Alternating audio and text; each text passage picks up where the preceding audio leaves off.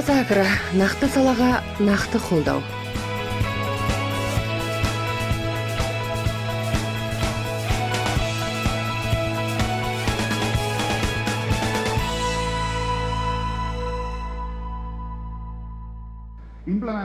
Әлем сарапшылары агроөнеркәсіп кешенін экономиканың тәуекелі өте көп саласының бірі ретінде бағалайды. Агроөнеркәсіп геоэкономикалық шығындар, қаржы және көмірсутегі нарықтарындағы ауытқулар секілді барлық жағымсыз жайттарға аса сезімтал.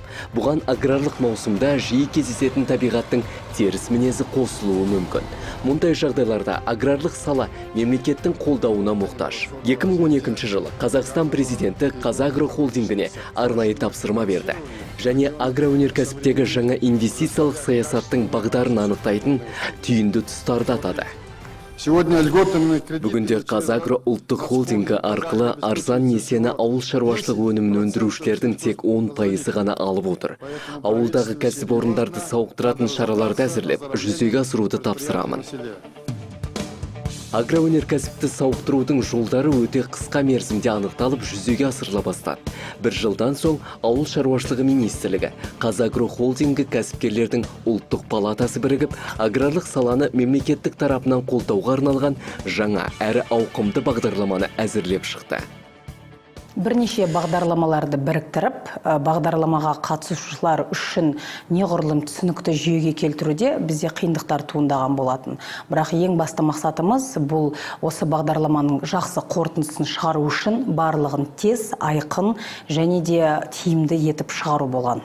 Біз ауыл шаруашылығы өнімін өндірушілердің, агроқұрылым және салалық қауымдастықтар өкілдерінің осы бағдарламаны жасаушылар мен ауыл шаруашылығы министрлігі, экономика министрлігі, Қазагро өкілдерімен кездесіп, бірге отырып, ең оңтайлы шешім қабылдауларына мұрындық болдық.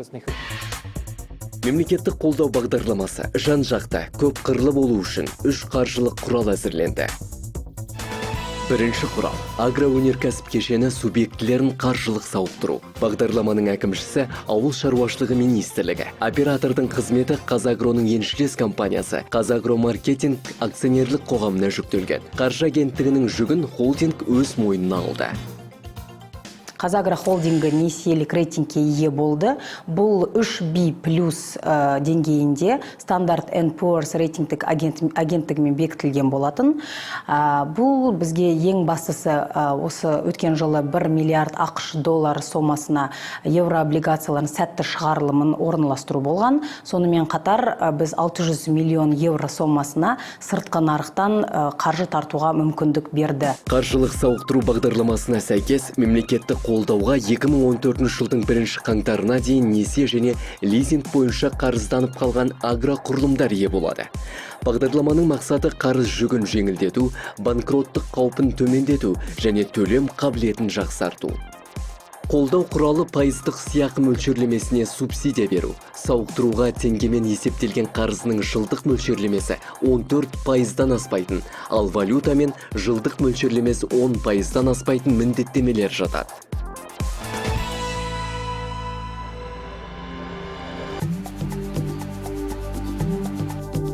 Шыңберген жалашып, етті бағыттағы асыл тұқымды мал өсіреді және мал азықтық дақылдарды егумен айналысады. 2012 жылы ауыл шаруашылығын қаржылай қолдау қорының егінжай бағдарламасымен фермер көктемгі егіс жұмыстарына арнап 2 миллион 500 мың теңге несие алған. Несиенің алғашқы бөлігін келесі жылға арналған қарызды өтеу кестесіне сәйкес қайтарған. Қалған 1 миллион 250 мың теңгені 2014 жылы төлеуі тиіс еді. Алайда табиғаттың қолайсыз жағдайлары жоспарын бұзды.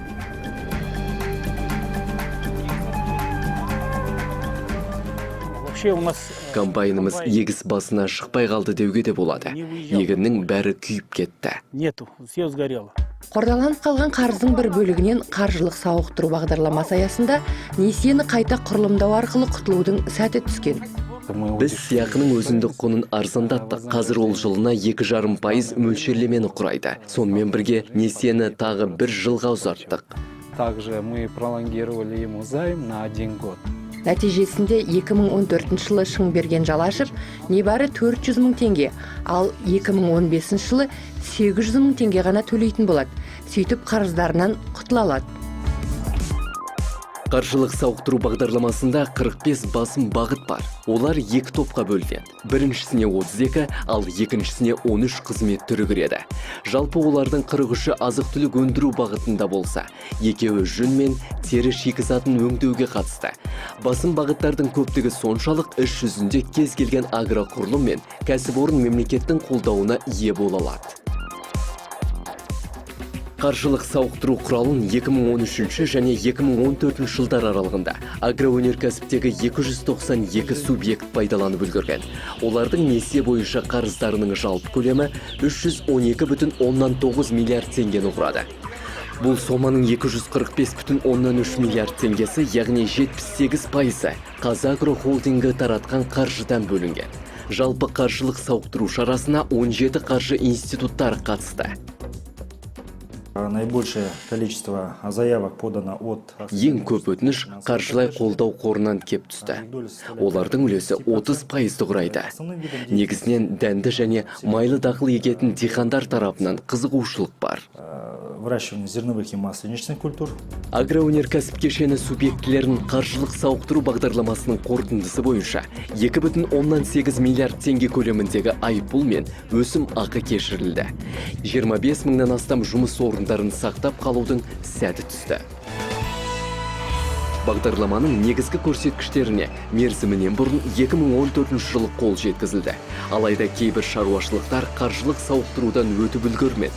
Бағдарламаны әзірлеушілер мен оның орындаушылары үкіметке 2015 жылға субсидиялауға қажет тағы қосымша қаржы бөлу туралы ұсыныс жасады. Бұл мәселе қазір талқылануда.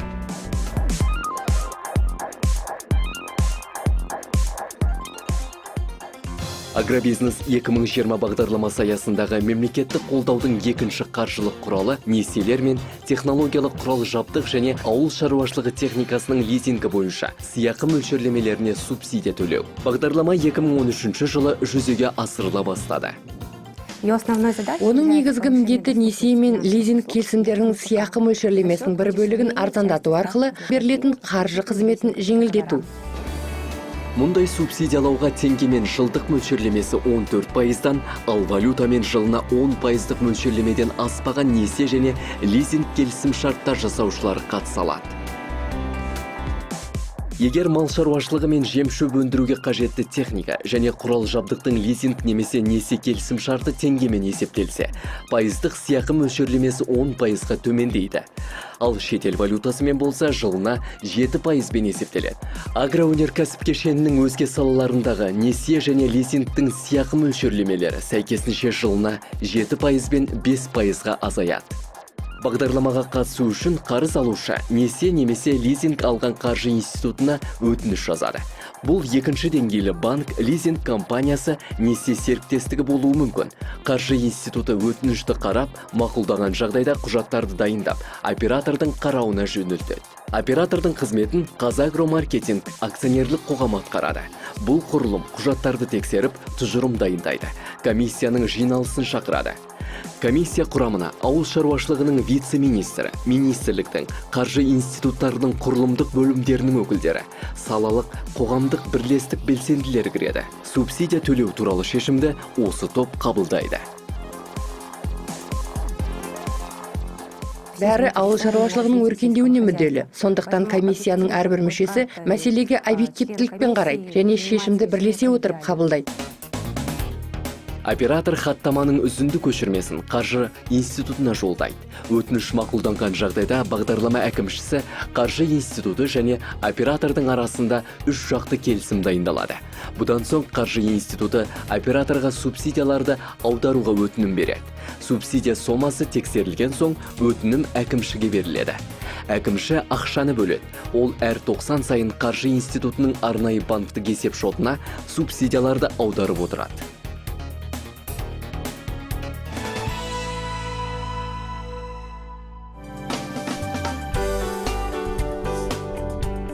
Фермер Қадырбай Құсыпов еті бағыттағы асыл тұқымдары қара жылқы қой өсіреді.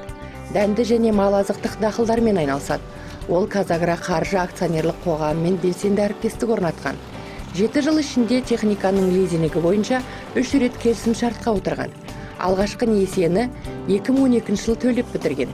Содан бері екі Беларусь тракторын алу үшін тағы да 2 келісімшартқа қол қойды. Лизинг шарттары бойынша сыйақы мөлшерлемесі 8% болды. Мемлекеттік қолдау бағдарламасы шеңберінде оның көлемі 7%-ға төмендеді. Нәтижесінде сыйақының пайыздық мөлшерлемесі небәрі 1%-ды құрайды. 1% дегеніңіз үлкен көмек. Бұл өте жақсы бағдарлама. Фермерлер ауыл шаруашылығы техникасы мен құрал жабдықтың басым бөлігін Қазагро қаржы акционерлік қоғамы арқылы алады. Сондықтан несие мен лизингтің сыйақысын субсидиялау бағдарламасына қатысушылардың дені Қазагро холдингінің дәл осы еншілес компаниясынан несие алғандар.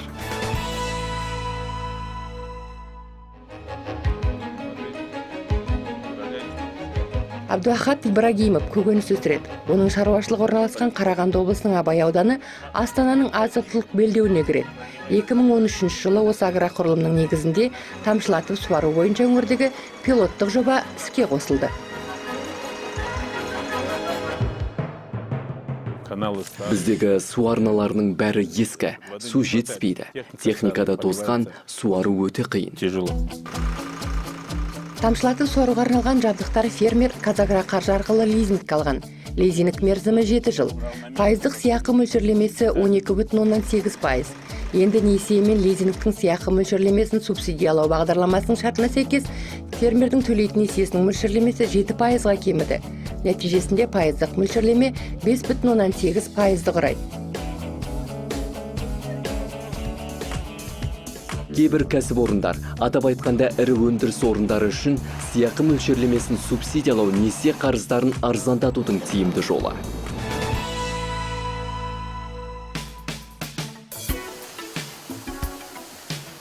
Май акционерлік қоғамы күнбағыс дәнінен өсімдік майын өндіретін Қазақстандағы ірі өндіріс орны. Мұнда 500 адам жұмыс істейді.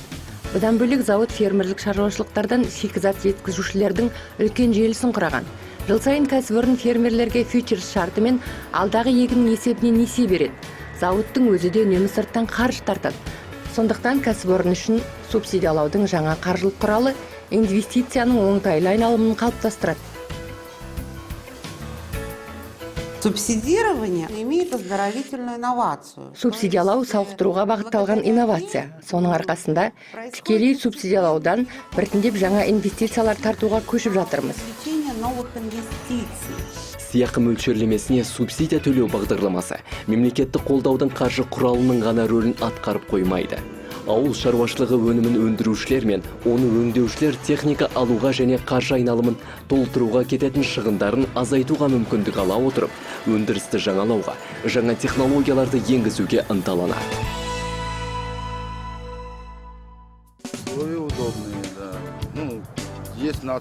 Енисей Юн, Атырау облысының фермері. 2011 жылы ол көкөніс өсіру үшін пайдаланылмай бос жатқан 730 гектар жер алған.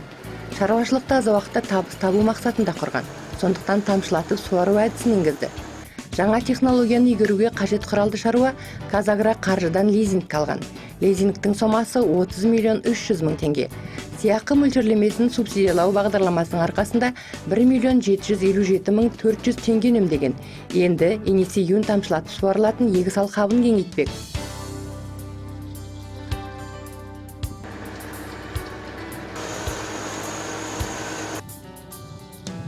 Біз өнімділікті өсіріп отырмыз. Сәйкесінше өзіндік құны да төмендемейді. Су тамшылатып суару есебінен үнемделеді. Тыңайтқышқа да сеп. Сыйақы мөлшерлемесіне субсидия төлеу бағдарламасы несие және лизингке техника мен құралы жабдық алғандарға ғана арналмаған.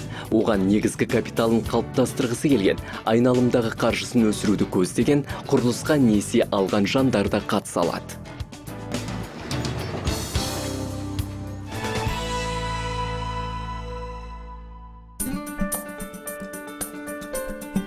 Оңтүстік Қазақстан жеміс көкөніс өңдеу зауыты. Көкөніс қалбырларын жасайтын елдегі ең көне кәсіпорындардың бірі. Мұнда өнімнің 30-дан астам түрі өндіріледі. Мәскеуде өткен Плодэкспо халықаралық көрмесінде зауыт өнімдері алтын медальдарға ие болды. Жетістік зауытқа қуат берді. Сөйтіп өндіріс қуатын өсіруді және Ресей астанасының нарығына шығуды алдына мақсат етіп қойды. Ол үшін өндірісті жаңалау қажет. Алғашқы қадам жасалды. консервілеуге қажет су дайындайтын жаңа цех іске қосылды. Құрал жабдықты Казагра қаржы арқылы сатып алған. Пайыздық сыйақы мөлшерлемесінің 7%-ға төмендеуі қарызды жабудан босаған қаржыны айналымға жұмсауға мүмкіндік берді. Біз көлемімізді 2 еселеп алдық. Олар бізге несиені 12,8% берді. Оның 7%-ын мемлекет мойнына алады. Ал біз 5,8%-ын ғана төлейміз. Бүгінде несие мен лизингтің сыйақы мөлшерлемесін субсидиялау бағдарламасы бойынша 8335 өтініш мақұлданған. Бұл 5824 несие және лизинг келісім шарты. Субсидияның жалпы көлемі 5,7 миллиард теңгені құрады. Бағдарлама жұмысы қызып тұр. Ауыл шаруашылық өнімін өндірушілер оған өте мұқтаж. Ол жұмыс істейтін болады.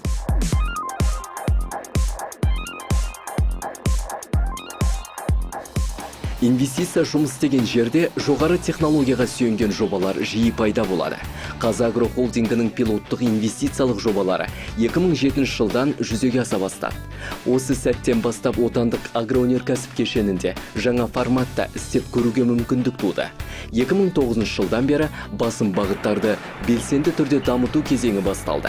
Жаңа заманға астық сақтау қоймалары мен астықты терең өңдеу өндіріс ошақтары салынуда. Құс шаруашылығының қанаты бекіді. Ауыл шаруашылығы техникаларын құрастыратын кәсіпорындар ашылуда.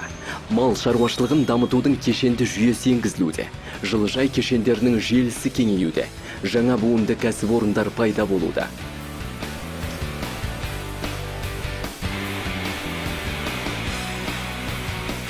Солардың қатарына Ақмола облысындағы Родина агрофирмасының сүт зауыты жатады. Мұнда ресурс үнемдеу технологиясы қолданылады. Цены на электроэнергию и дальше. Электр қуатының бағалары өсіп жатыр. Сондықтан қазірден бастап электр қуатын үнемдеуге көмектесетін технологияларды қолға алу өте маңызды. Немесе оңтүстік Қазақстан облысындағы Аделия шаруа қожалығының жылыжай кешенін алып қарайық. Бұл жерде жоғары технологиялар мен табиғат ресурстарының аграрлық салада үйлесімді пайдаланылып жатқанын көруге болады. Біз суды екінші мәрте қолданамыз. Тыңайтқыштарды қайта өңдейміз. Біз өсімдіктер мен қоршаған ортаға зиянын тигізетін ешқандай химикат қолданбаймыз. Сондықтан сапалы, қауіпсіз өнім аламыз. Инвестиция қуаты қазақстандық агроөнеркәсіп кешеніне жаңа тыныс берді. Инвестициялық жобалар өндірістік форматтағы аграрлық саланың іргетасын қалады. Қазір холдинг қоржынында 464 инвест жоба бар. Олардың жалпы сомасы 299 миллиард теңге. Соның 348-і іске қосылды. Яғни жобалардың 75%-і жұмыс істеп жатыр. Және осы 348-дің 213-і толық қуатына көшті. Бұдан бөлек 11,5 мың жұмыс орны ашылды. 2013 жылдың қорытындысы бойынша біздің жобаларымыздағы еңбек өнімділігі $13,000 құрайды. Бұл осы саладағы орташа көрсеткіштен 4 есеге көп. Агроөнеркәсіп кешені субъектісінің инвестиция салу кезіндегі шығыстарының бір бөлігін субсидиялау бағдарламасының көмегімен Қазақстандық агроөнеркәсіп кешеніндегі инвестициялық жобалар жаңа серпінге ие болды. Бұл қаржы құралы дифференциалды тәсілге сүйенеді. Субсидиялау пайызы өндірістің басымдығына қарай 20%-дан 80%-ға дейін өзгеріп отырады. Ең көп 80% субсидияны жайылым жерлерді суландыруға қаржы салғандар алады. Бұған қараусыз қалған жайылымдық жер көлемінің үлкендігі мен мал шаруашылығының үлкен әлеуеті түрткі болды. Инвестициялық субсидиялау бағдарламасының тағы бір ерекшелігі, оған шаруа қожалықтары қатыса алады. Осылайша арнайы мемлекеттік қолдау бағдарламаларының аясында оңтайлы жағдайлар туындайды. Бүгінде инвестициялық субсидиялау тетіктерінің көмегімен фермерлер өздерінің қаржы салымдарының тиімділігін арттыра алады.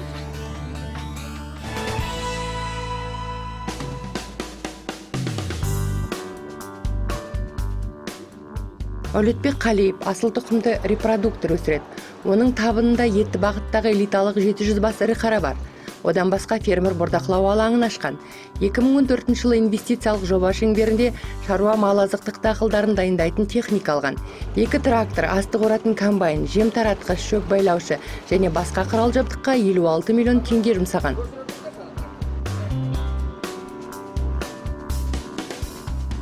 Біз алғамыз 56 миллион теңгеге Қазагрофинанс арқылы алдық.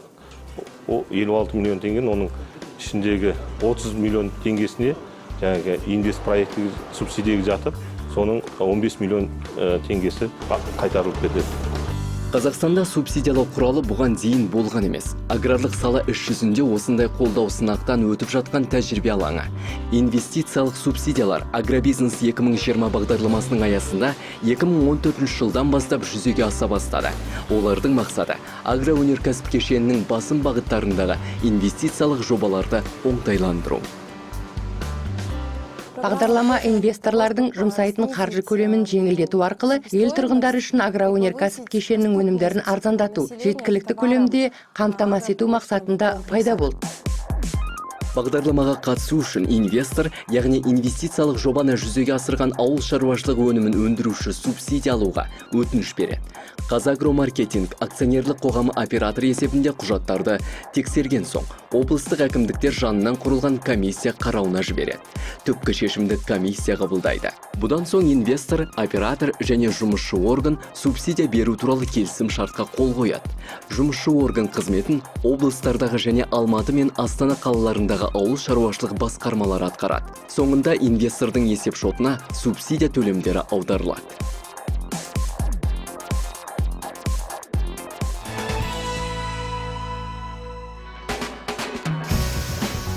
Нәтиже сүт фабрикасы сүт зауыты 5 жылдан бері өндірісті жаңалауды бастан өткеруде. Зауыттың барлық өндірістік бөлігіне жоғары технологиялы желілер орнатылған. 2014 жылы кәсіпорын Қарағанды облысының аудандарында контейнерлік типтегі сүт қабылдау орындарын аша бастады. Жобаның мақсаты шикізат қабылдау жұмысын жаңа сапа деңгейіне көтеру, өнім сапасын жақсарту және әлеуметтік салаға оң әсер ету. Сүт қабылдау орындары көбейген сайын сүттерін өткізетін адамдар да көбейді, яғни олардың тұрмыстары жақсарды. Жұмсалған қаржы сомасы 23 миллион теңге. Өкінішке орай инвестициялық субсидиялау бағдарламасына құрал жабдықтардың бәрі бірдей кірмеді. Сондықтан зауыт шығысының небары 2 миллион 700 мың теңгесін ғана өтеп береді. Кәсіпорын бағдарламаны әзірлегендерге құрал жабдық тізімін кеңейту туралы ұсыныс жасады.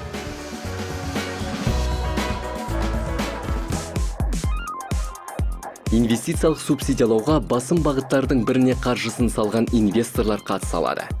Тізімде 18 басым бағыт бар. Олар 2 топқа бөлінген. Бірінші топта 5 бағыт бар. Оған ірі қараның тауарлы фермасын кеңейту және техникалық жарақтау. Тауарлы сүт фермасын, бордақылау алаңдарын, сыйымдылығы 3000 бастан кем емес жем өндіретін кәсіпорын мен шаруашылықтар құру және кеңейту. Құдықтар мен скважиналар секілді жайылымдарды суландыратын инфрақұрылымдар құру жобалары кіреді. Шығындардың бір бөлігін өтеп беру бағдарламасына қатысуға қажет негізгі талаптар. Жобалар инвестициялық субсидиялау туралы бағдарламада көрсетілген басым бағыттар бойынша жүзеге асырылуы қажет. Бұдан бөлек нысандар пайдалануға берілген болуы керек.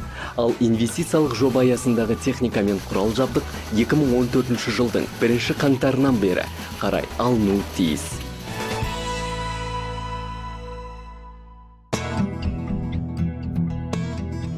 Арқарлы майбүрек асыл тұқымды шаруашылығы еліміздің мал шаруашылығындағы болашағы зор жобалардың бірі. Алматы облысында шаруашылық негізінде асыл тұқымды репродуктор қалыптасуда. Ангус және Герефорд секілді асыл тұқымды малдар Австралиядан әкелінді. Бүгінде мал саны 5895 басқа жеткен. Болашақта облыстың өзге шаруашылықтарына асыл тұқымды малды тарататын элиталы генді қор үшін жеткілікті мал азығы негізін қалыптастыру қажет. Қазір бұл жерде табиғи жайылымдар игерілуде және көп жылдық шөптердің егіс көлемі ұлғаюда. С 1 января 2014 года 2014 жылдың 1 қаңтарынан бері біз 90 миллион теңгеге техника сатып алдық. Жақында сол техниканы сатып алғанымыз үшін 45 миллион теңге субсидия алдық. Аграрлық кәсіпорын енді инфрақұрылым құрылысына да субсидия алуды көздеп отыр. Мұндай мүмкіндік асыл тұқымды шаруашылыққа өркендеудің көкжиегін кеңейте түседі. Инвестициялық субсидиялар бойынша басымдықтардың екінші тобына 13 бағыт жатады. Негізгі бағыттардың арасында етті мал шаруашылығын, қой, жылқы, шошқа шаруашылығын құру мен кеңейту, құс өсіретін шаруашылықтар құру, суландыру жүйелерін, астық пен жеміс көкөніс өнімдерін сақтайтын кәсіпорындар, жеміс көкөніс өсіретін шаруашылықтар, сүт және сүт өнімдерін өңдейтін, дайындайтын, тасымалдайтын кәсіпорындар құру және кеңейту бар. Бұдан басқа бұл топтағы басымдықтарға ет және ет өнімдерін өңдейтін, дайындайтын, тасымалдайтын кәсіпорындар, жеміс пен көкөніс өңдейтін және сақтайтын кәсіпорындар, қант өндірісін, май өнімдерінің өндірісін, дәнді және майлы дақылдарды терең өңдейтін кәсіпорындар салу және кеңейту, кондитер өнімдерінің өндірісі, қызыл және бекіре тұқымдас балықтар өсіретін, индустриалды балық шаруашылықтарының құрылысы секілді жобалар жатады.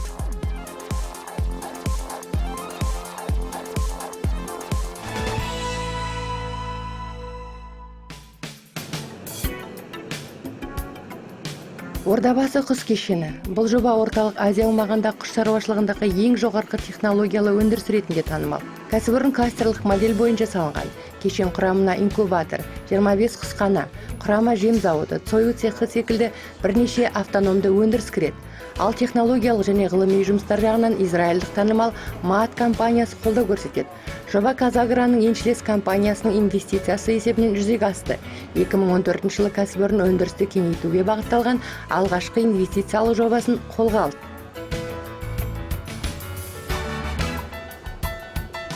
Бұл жобамыз бойынша екінші кезең жобасы жалпы жұмсалған қаржының көлемі 1 миллиард 670 миллион теңге еді.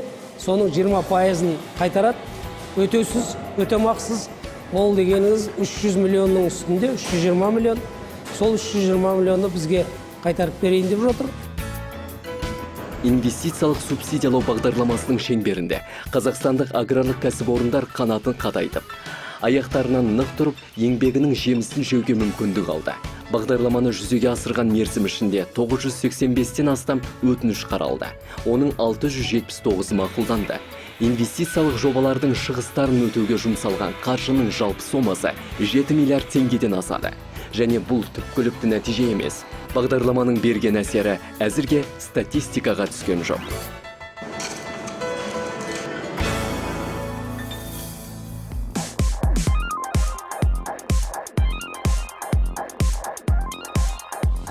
Еуразиялық экономикалық одақ аясында Қазақстанды үлкен мүмкіндіктермен қоса бәсекелестік қатаң бәсі де күтіп тұр. Бұл жағдайда субсидиялаудың жаңа құралдары отандық агроөнеркәсіп кешеніне жаңа жағдайға бейімделу кезеңін мейлінше жұмсартуға себін тигізуде.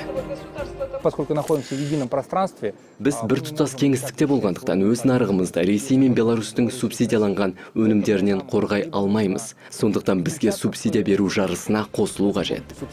Аграршылардың тарапынан мемлекеттік қолдау бағдарламаларына өте үлкен қызығушылықты біз байқап отырмыз. Осы бағдарламаларды ары қарай жалғастыру жөн деп санаймыз. Мемлекеттік қолдаудың үш құралының әрқайсысы тиімді әрі мақсатты түрде іске асырылуы тиіс. Үйлесімін тапқан, бірін-бірі толықтыратын тетіктерше жұмыс атқару қажет. Аграрлық саланы субсидиялауға жаңа тәсілдер қолданудың алғашқы тәжірибесі оның өміршеңдігін көрсетті. Ақшадан қатты тарыққанда субсидия талғай құтқарып еді. Они нам очень сильно в данном случае помогают. Без финансового... Қаржылық сауықтыру шарасынсыз қиын жағдайда қалар едік. Удешевление ставки вознаграждений по процентам благоприятно сказывается на развитии нашего предприятия. Бұл бір мінсіз нәрсе деп айтар едім. Субсидиялардың сөз жоқ, жәрдемі көп. Осы күркетауық өндірісінің ұлғаюы керек болып тұр. Бізге даму үшін дәл осындай бағдарламалар қажет. Қазір мен ғана емес, барлық фермерлерде техникаларын жаңалағысы келіп отыр. Өте жақсы көмек қой, өте жақсы.